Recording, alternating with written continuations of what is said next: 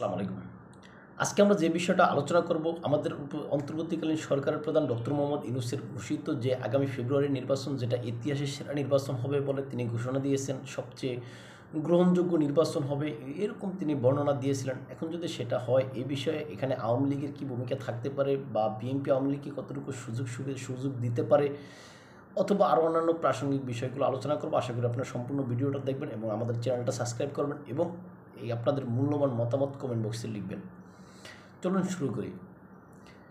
আপনারা জানেন আমাদের অন্তর্বর্তীকালীন সরকারের প্রধান হিসেবে ডক্টর মোহাম্মদ ইউনূস ক্ষমতা গ্রহণ করছেন। ক্ষমতা গ্রহণ করার পরে তিনি যেই সমস্ত কথাবার্তাগুলো বলেছেন তার সিকিমাত্র তিনি বাস্তবায়ন করতে পারেননি। তিনি ভারতের চিকেন নেক নিয়ে যে একটা কথা বলেছেন বা হুমকি দিয়েছেন, কথা ছিল ভারতের চোখে চোখ রেখে কথা বলবো, কিন্তু বাস্তবতা সম্পূর্ণ আমরা ভিন্ন দেখতে পাচ্ছি। কেননা আপনারা জানেন গেল কয়েকদিন পূর্বে আমরা দেখলাম যে ভারতের থেকে সাবেক নির্বাসিত যেই একজন স্কলার আছেন, ইসলামিক স্কলার, তিনি বাংলাদেশে আসার কথা ছিল। এখন ওই বিষয়টা সরকারের পক্ষ থেকে অনুমতি দেওয়া হয়নি বা সরকার আনতে পারেনি বা আনবে না এরকম বলছে। এখানে সরকার একটা অজুহাত দেখাইছে নিরাপত্তার কারণ, কিন্তু আসলে অনেকেই এই বিষয়টা নিরাপত্তার ইস্যুটাকে দুর্বলতম একটা কারণ হিসেবেই মনে করতেছেন। যাক, যেটাই হোক, কথা ছিল ভারতের সাথে চোখে চোখ রেখে এখানে আমাদের অনেক কিছু এগিয়ে যাওয়ার, কিন্তু বাস্তবে আমরা দেখলাম যে ভারতের সাথে চোখে চোখ রেখে আমরা কথা বলতে পারিনি। আমরা যেখানে ভারতের 7 সিস্টার দখলকরণের কথা এখানে চিন্তা ভাবনা করতাম, সেখানে দেখতেছি আমাদের চট্টগ্রাম যাচ্ছে, কক্সবাজার যাচ্ছে, অথবা আমাদের লালমনিরহাটের বিভিন্ন অঞ্চল যাচ্ছে বা যাওয়ার দ্বার প্রান্তে। যাক, যেটাই হোক, আমাদের আলোচনা মূলত এই সমস্ত দিকে না, আমরা অন্যদিকে যাচ্ছি। আমাদের আলোচনাটা ছিল যদি আগামীতে নির্বাচন হয় বা ডক্টর মোহাম্মদ ইউনূসের যে কথিত যেই বিশ্বজয়ী যে নির্বাচন হওয়ার কথা যদি সেটা হয়, তাহলে আওয়ামী লীগকে কিন্তু আপনি একদম জনশূন্য দল হিসেবে মনে করলে হবে না। কেননা জনশূন্য দল হিসেবে আপনি মনে করলে জুনায়েদ সাকির দলকে মনে করতে পারেন অথবা ব্যারিস্টার ফুয়াদের দলকে মনে করতে পারেন। কেননা এই সমস্ত এই দুটো আমি নামে এই জন্য আনছি, তারা কিন্তু বর্তমানে ব্যাপক পরিচিত, এই জন্য এই দুটা দলের নামে আনছি। এখন আওয়ামী লীগের অ্যাটলিস্ট অনেকেই মনে করেন যে 40% বা 30%, 35% ভোট আছে।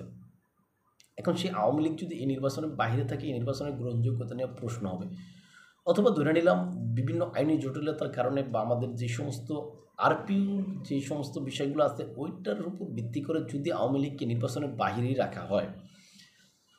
এখন আওয়ামী লীগকে নির্বাচনের বাহিরে যদি রাখা হয়, তাহলে আওয়ামী লীগ কিন্তু বসে থাকবে না। আওয়ামী লীগ চক্রান্ত বলেন, কারো দৃষ্টিতে এটা চক্রান্ত, কারো দৃষ্টিতে আওয়ামী লীগের কৌশল, যেটাই বলেন না কেন, আওয়ামী লীগ যদি পাকিস্তানের সাবেক প্রধানমন্ত্রী তেহরিক ইনসাফের প্রতিষ্ঠাতা বা চেয়ারম্যান যে জনাব ইমরান খান, সেই ইমরান খানের কৌশলে যদি আগান, এখানে আওয়ামী লীগ তার যে দলীয়ভাবে তারা যেহেতু দাঁড়াতে পারবে না, তাদের যে আওয়ামী লীগ সমর্থিত যে সমস্ত ব্যক্তিগণ আছেন তারা যদি স্বতন্ত্রভাবে বা জনপ্রিয় বা বিতর্ক ছাড়া, এরকম অনেক নেতা কিন্তু আওয়ামী লীগের ভিতরে এখনও আছে, তারা যদি স্বতন্ত্রভাবে দাঁড়ায় তাহলে তারা জয় হয়ে আসার সম্ভাবনা আছে।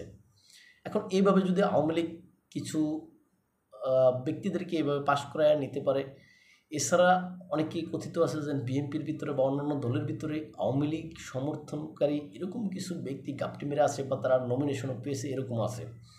সেখান থেকে যদি 2-4 জন আওয়ামী লীগ বাগিয়ে নিতে পারে, এছাড়া এই যে আপনার যারা বিদ্রোহী প্রার্থী হিসেবে পরিচিত বা যারা নমিনেশন পাননি বিএনপি বা অন্যান্য দল থেকে, এই সমস্ত নমিনেশন না পাওয়া জনপ্রিয় যে সমস্ত ব্যক্তিরা থাকেন বা হেভিওয়েট প্রার্থীরা থাকেন, এদেরকে যদি আওয়ামী লীগ বিভিন্ন লবিংয়ের মাধ্যমে অর্থ সহায়তা বা যে কোনোভাবে হোক এদেরকে দাঁড় করায়, সেখান থেকে যদি আওয়ামী লীগ কিছু এখানে যে কিছু প্রার্থীকে জয়লাভ করে আনতে পারে, তাহলে সেক্ষেত্রে আওয়ামী লীগ অ্যাভারেজ মিলে মনে করেন যদি 50টা আসন পায়, তাহলে এটা আওয়ামী লীগের জন্য প্লাস পয়েন্ট হবে, যেটা বিএনপির মাথা ব্যথার কারণ হবে।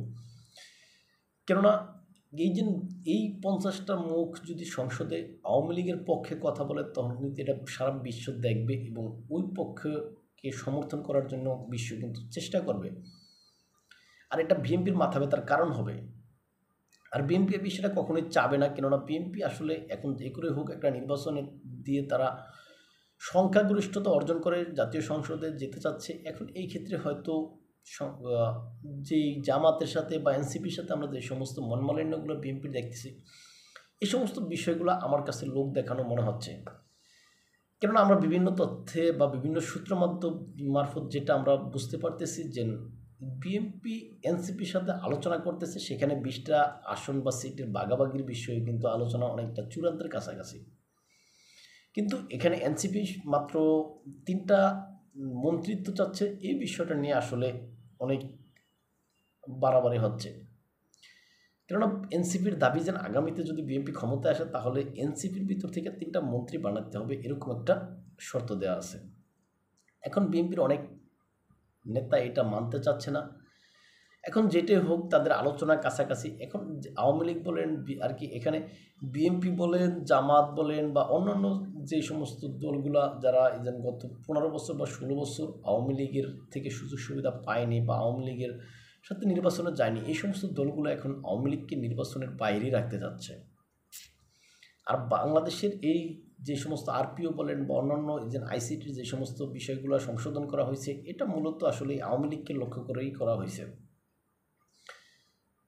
এখন এর ভিতরে এত কিছুর পরেও আওয়ামী লীগের যিনি সাবেক প্রধানমন্ত্রী এবং সভানেত্রী হিসেবে পরিচিত শেখ হাসিনা, তিনি কিন্তু এই যে বিভিন্ন সংবাদ মাধ্যম বা বিভিন্ন মিডিয়াতে তিনি সাক্ষাৎকার দিচ্ছেন। হ্যাঁ, এটা সাক্ষাৎকার তিনি দিতেই পারেন, কেননা আসলে তিনি এমন একটা দেশে আছেন ইন্ডিয়াতে, সেখানে সেটা বিশ্ব মিডিয়ার একটা হাব হিসেবে মনে করতে পারেন। কেননা আপনি এই যে ইন্ডিয়াতে এমন কোনো দেশের বা এমন কোনো চ্যানেলের সেখানে আপনার প্রতিনিধি পাবেন না যারা সেখানে নাই। সুতরাং সেখানে থেকে বসে তিনি এই সাক্ষাৎকারগুলো সহজেই দিতে পারেন। আর যার কারণে বিশ্ব মিডিয়ায় তার এই সমস্ত বক্তব্যগুলো এখানে সামনে আসছে। বলা হচ্ছে যে তিনি সাম্প্রতিক সময়ে আরও 2-3টা সাক্ষাৎকার এই যে তিনি নিউজ উইকে তিনি কিন্তু সাক্ষাৎকার দিয়েছেন এবং তিনি সামনে আরও 2টা এখানে গার্ডিয়ান বা আরও অন্যান্য এরকম 2-3টা মিডিয়াতে সাক্ষাৎকার দিবেন। এখন যেটাই হোক, তিনি যদি এভাবে সাক্ষাৎকার দেন এবং তিনি যদি এখানে কৌশলে যদি নির্বাচনে অংশগ্রহণ করান তার দলের ব্যক্তিদেরকে, তাহলে এটা আসলে বিএনপির জন্য বুমেরাং হবে, যেটা বিএনপি আসলে কখনোই চাইবে না। আর চাওয়ার কারণও আমি এখানে দেখি না, কেননা আওয়ামী লীগ যে নির্বাচনগুলো করছে সেখানে বিএনপিকে এখানে আসলে মানে নির্বাচনের বাইরে রাখার জন্যই যথাযথ চেষ্টা করছে বলে আমরা মনে করতে পারি। তাই বিএনপিও স্বভাবসুলভ ভঙ্গিতে এটাই চাইবে। তবে এখানে ম্যাজিক ঘুরিয়ে দিতে পারে যে ভারতের সহায়তা বা ভারতের যে সমর্থন আওয়ামী লীগের প্রতি রয়েছে, এই সমর্থন যদি অব্যাহত থাকে, সেটা আসলে আওয়ামী লীগের সবচেয়ে বড় অ্যাডভান্টেজ হিসেবে পরিগণিত হবে। এখন এই যে নির্বাচনের বিষয়ে এজেন্ট শুধু ভারত যদি এখানে আওয়ামী লীগের পক্ষে থাকে এবং আওয়ামী লীগের পক্ষে থেকে এই যে ভারতের গোয়েন্দা সংস্থা রয়ের বিভিন্ন এজেন্টরা যদি এখানে বিভিন্ন মেটিকুলাস ডিজাইনের কাজ করে, যেটা আসলে আওয়ামী লীগের জন্য সর্বাত্মক সহায়ক হবে। এখন এটা অবশ্যই ভারত তার খেলা বা ভারত তার যে কৌশল, এটা অবশ্যই কলকাঠি তারা নাড়বে। এখন বাংলাদেশের প্রশাসনে যারা আছেন তারা যদি এই কলকাঠির নাড়া ধরতে পারেন তাহলে তারা হয়তো সাকসেস, যদি তারা ধরতে না পারেন তাহলে ব্যর্থ। এদের সাম্প্রতিক সময়ে আওয়ামী লীগ যে কর্মসূচি ঘোষণা করতেছে, কর্মসূচি দিয়ে আসলে কিছুই করতে পারবে না বা রাজপথে আওয়ামী লীগের সমর্থকরা ততটা থাকবে না, এটা ধারণা করা যায় বা অনুমান করা যায়। কিন্তু এটার দ্বারা মূলত আওয়ামী লীগ একটা টেস্ট করতেছে বা প্রি টেস্টে যেটাকে বলে, এই টেস্ট করতেছে যাতে সরকারের প্রতিক্রিয়া কী হয় বা অন্যান্য দলগুলোর প্রতিক্রিয়া কী হয়। এটা অবশ্যই সাধারণভাবে অনুমান করা যায় সরকার এখানে হার্ডলাইনে থাকবে, অন্যান্য দলগুলো এখানে হার্ডলাইনে থাকবে। আওয়ামী লীগের যে সমস্ত নেতাকর্মীগণ যদি রাস্তায় বেরো হন 13 তারিখে, তাহলে আসলে এটার জন্য তাদেরকে মাসুল দিতে হবে, এটা বুঝে যায়। কিন্তু তারপরে আওয়ামী লীগ এই টেস্ট করার জন্য বা পরীক্ষার জন্য মূলত এই কর্মসূচি ঘোষণা করেছেন, এটা বোঝা যায়। এখন সরকারের রিয়েক্ট এবং অন্যান্য দলগুলোর যেই জবাব, এগুলোর উপরে নির্ভর করে হয়তো আওয়ামী লীগ সামনের দিনগুলোতে তাদের কর্মসূচি ঘোষণা করতে পারে এবং সেই অনুযায়ী তারা তাদের প্ল্যান নিয়ে, plan A, plan B, plan C নিয়ে তারা এগোনোর চেষ্টা করতে পারে। এখন যেটাই হোক, প্ল্যান যতই হোক, এখন প্ল্যান যেহেতু তারা ক্ষমতায় থাকা অবস্থায় আমরা তাদের plan A, plan B, plan C এরকম শুনেছি, কিন্তু সবশেষে আমরা দেখলাম যে তারা সেখান থেকে পদত্যাগ করে বা পদত্যাগ না করে হোক, যেভাবে হোক পালিয়ে যেতে বাধ্য হয়েছে। এখন এই যে যতই plan A, plan B, plan C নিয়ে আলোচনা হোক বাজারে, আসলে সাধারণ একটা কথা আছে যে কি, দিল্লি অনেক দূর। এখন আওয়ামী লীগের জন্য বিষয়টা এরকমই যে আসলে যতই plan A, plan B, plan C নিয়ে এগোক না কেন, আসলে নির্বাচনে জয়লাভ করা আওয়ামী লীগের জন্য অনেক দূরই হিসাবে অনেক মনে করেন। এখন এই যে নির্বাচনে জয়লাভ করা অনেক দূর, এটা এই জন্য বলা হচ্ছে, দেখেন আপনি সামনে নির্বাচনে, এখানে আপনি বৈধ হোক নির্বাচন, অবৈধ হোক বা জোর করে হোক, যেভাবে হোক, আগামী নির্বাচনে কিন্তু বিএনপি ক্ষমতায় নিবে, এটা কনফার্ম। এখন এই বিষয়টা কেউ ঠেকাতে পারবে না। এখন আওয়ামী লীগ হয়তো প্ল্যান বির ভিতরে তাদের এটা থাকতে পারে যে হ্যাঁ, যেভাবে হোক আগামী নির্বাচনটা হোক, বিএনপি ক্ষমতায় আসুক, তখন বিএনপির সাথে তাদের যে শামীম ওসমানের ডায়লগ যেন খেলা হবে। এখন যদি সেটা হয়, তাদের হয়তো একটা কৌশলের ভিতরে হতে পারে। যাই হোক, বিএনপি আগামীতে যে নির্বাচনে সাধারণ জনগণের ভোটে হোক, শিল্পীটাই হোক, যেভাবে হোক, বিএনপি কিন্তু নির্বাচনে জয়লাভ করতে চাইবে। কিন্তু বর্তমান যে প্রশাসনের অবস্থা, ভঙ্গুর অবস্থা, এই অবস্থা থাকলে আসলে পরিস্থিতি হয়তো ভিন্ন হবে। কিন্তু এর ভিতরে একটা বিষয়, যেটা বিএনপির ভারপ্রাপ্ত চেয়ারম্যান জনাব তারেক রহমানের দেশে আসার কথা ছিল, তিনি সেটা এখনও আসছেন না। এই যে নভেম্বর মাসে আসার কথা, এখন তিনি আসবেন কি না সেটার উপরেও কিন্তু অনেক কিছু নির্ভর করবে।